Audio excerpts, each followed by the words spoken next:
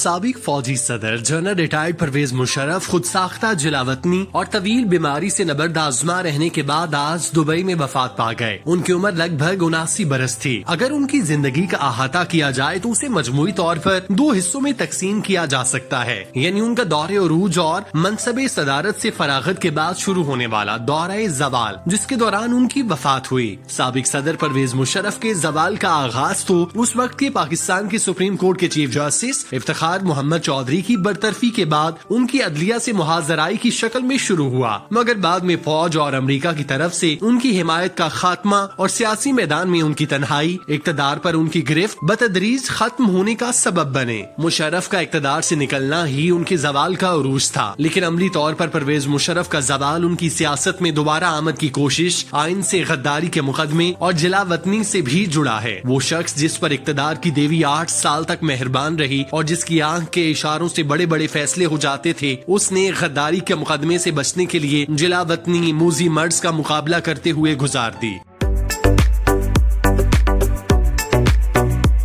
اکتوبر 1999 سے سال 2006 تک پرویز مشرف اپنی اقتدار اور شہرت کے مکمل عروج پر تھے۔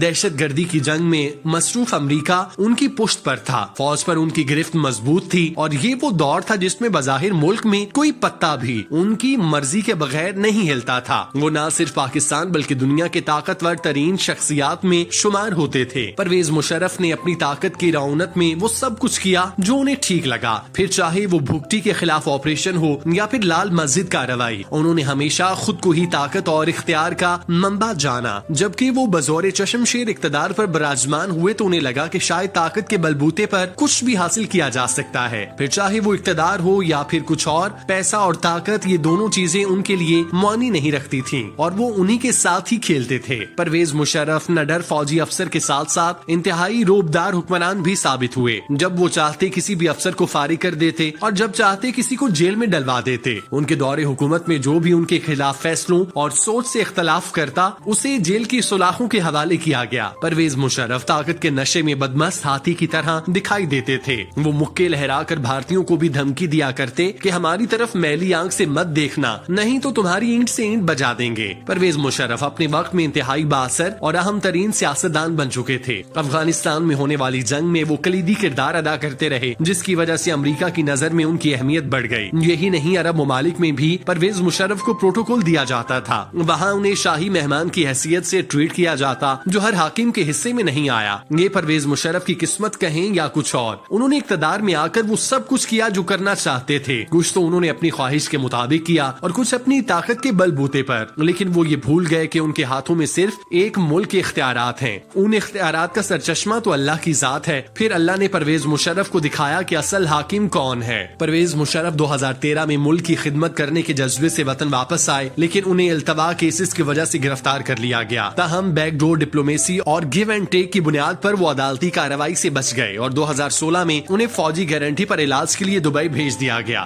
جہاں وہ خود ساختہ جلاوطنی کاٹنے لگے۔ پرویز مشرف، جنہوں نے ساری زندگی پاکستان میں گزاری، اس فوج کے سپاہ سالار بنے، جنگوں میں حصہ لیا، وہی پرویز مشرف وردی اتر جانے اور اقتدار سے فارغ کیے جانے کے بعد ملک سے فارغ کر دیے گئے اور وہ اپنے ملک سے دور جا کر دبئی میں مقیم ہو گئے۔ پھر وہاں انہیں ایک ایسی بیماری لاحق ہو گئی جس نے ان کے طاقت کے نشے کو چور چور کر دیا اور انہیں یہ احساس دلوایا کہ وہ حقیقت میں محض خاک کے پتلے سے کچھ زیادہ نہیں۔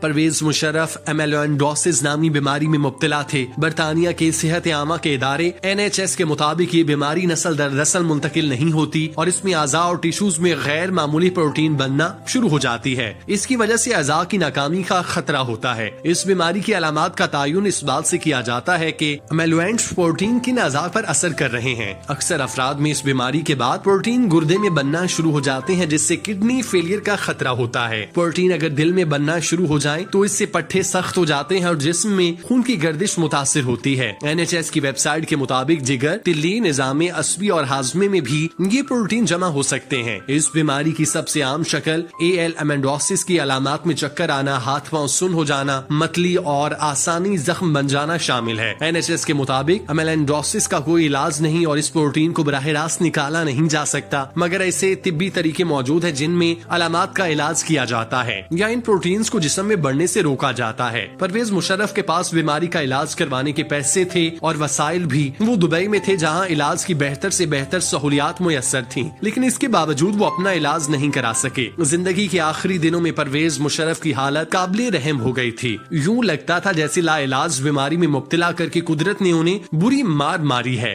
वो जिस बेचारगी और लाचारी के आलम में अपनी जिंदगी के आखिरी दिन गुजारते रहे, वो बिलाशुबा किसी इबरत से कम नहीं। परवेज मुशर्रफ के लिए इससे बड़ी बदकिस्मती और क्या होगी कि वो मुल्क में आखिरी सांसें नहीं ले सके। जिस मुल्क में पैदा हुए, जहां उन्होंने 8 साल हुकूमत की, अपनी फौज के सिपा सालार बने, उसी मुल्क में वो मरने से पहले सांस नहीं ले सके। अब ये भी मालूम नहीं कि क्या उनकी तदफीन पाकिस्तान में होगी या नहीं। ताहम ये हकीकत अपनी जगह कि उन्होंने 2006 तक इक्तदार के भरपूर मजे लूटे। बिल्कुल उसी तरह वो आखिर तक बदतरीन जवाल का शिकार भी रहे, लेकिन कभी अपनी जुबान से शिकस्त तस्लीम नहीं की। परवेज मुशर्रफ तो दुनिया से चले गए, ताहम उन्होंने अपने दौरे इक्तदार में अच्छे और बुरे काम किए। उनकी वजह से उन्हें ता क़यामत याद रखा जाएगा। पाकिस्तान में उन्हें हमेशा एक बेहतरीन सिपा सालार और एक एवरेज हुक्मरान के तौर पर ग्रेड किया जाएगा। अल्लाह पाक परवेज मुशर्रफ की अगली मंजिलें आसान करे। आमीन।